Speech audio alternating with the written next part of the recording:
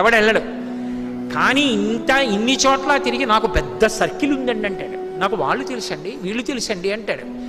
ఆఖరణ ప్రాణం పోయాక వెనక వచ్చేవాళ్ళు ఎవరు రారు అని తన శరీరమే కాలిపోతుంటే చూసుకుని ఏడుస్తాడు. చీకటి పడిపోతే అయ్యో ఓపిక ఉన్నప్పుడు ఒక్క రోజు గుడికి వెళ్ళలేదురా, ఓ ప్రవచనం వినలేదురా, ఓ ప్రదక్షిణం చేయలేదురా, ఓ పూజ చేయలేదురా అని అప్పుడు ఏడుస్తూ ఉంటాడు. ఎవరు ఊరుకోబెట్టేవాళ్ళు ఎవరు ఉండరు.